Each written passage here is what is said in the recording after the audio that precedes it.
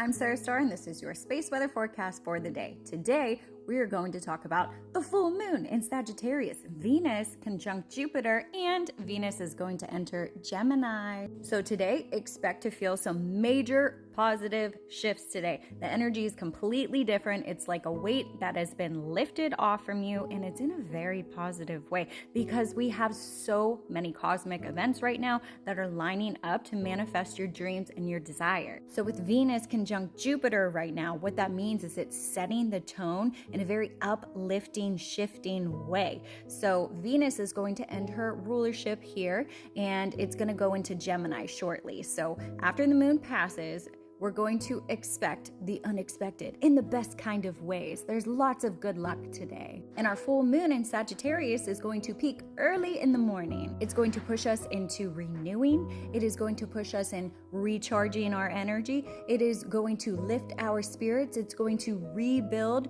new structures and belief systems, mainly around love and money. Today is a wonderful day. If you are in a relationship and you are trying to mend things, communication will be very clear today. Also, with the moon in Sagittarius, we're going to have a lot of intuition moments, like those aha moments. There's going to be opportunities to shift your moods today and to shift your attitudes in a very positive direction. So this is shedding yet again another layer of old trauma, another layer of stress and anxiety and blockages. So basically, leave behind what is not serving you any longer, something that doesn't deserve your energy or your time or your focus. Allow these energies to flow effortlessly today. Do not go against them. You don't need to. It's just going to unfold in a beautiful way today. So we're going to the next level, right? We are going up. So this is going to happen in good fortune. This is going to happen in love, financial gain, major breakthroughs. So there's many blessings heading this way, and there's going to be some big miracles. We have a powerful Pleiadian portal today. So basically it is bringing in this source encoded plasma. It is giving you some DNA light code upgrades. This is a huge wave for divine unions right now. And as we go through it, it's either a make it or break it. But if it's on the positive side, it's going to go amazing. So Jupiter is going to have a really big effect here. Jupiter is active energy right now, and it is the ruler of Sagittarius. And Jupiter is going to be moving over the Pleiades star system. So you may feel a gravitational pull because of that, but it's a very light source. So basically, we're not going to see this until I think 2036. So bathe in the energy for the next couple of days. Today is a peak activation day. Today, you can manifest all of your desires, clear communication, especially yet again with loved ones and with money. And remember, there's going to be a large gravitational pull with our full moon in Sagittarius, and yet again, Jupiter ruling Sagittarius. So it's going to pull us towards our highest destiny, our soul mission, divine union. But not only that, we had our sun in conjunction with the Pleiades star system.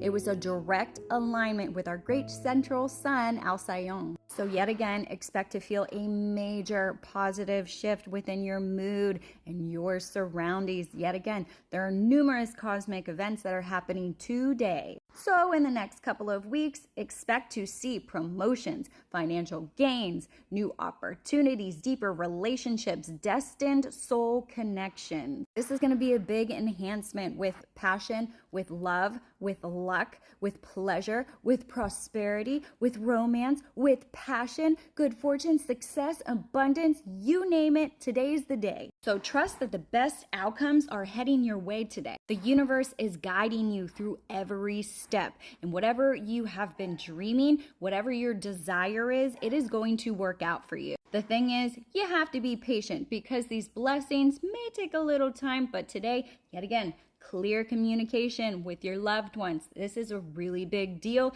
especially if there has been tension in your financial strain, if there has been tension in your relationships. Remember, you are going to be divinely rewarded. There are going to be huge blessings heading your way. Let's talk about our suns and all the solar flares that we are getting right now. So we are getting multiple solar flares, mainly C-class range, which is very low. Okay, our next step up is these M-class flares, so they're moderate, right? So the largest solar flare that we have had within the past 24 hours is this M4.1, which was like 4.23 actually, but it came from region 3679 on our sun. So let's look at that region. We have 7 regions on our sun today. We are going to take a look at 2 of these regions. Number 1, we're going to look at 3685, right? We're also going to look at 3679 that gave us the largest M-class flare within the past 24 hours. So this is region 3685. It is in the middle of the sun and it has a direct connection to Earth right now.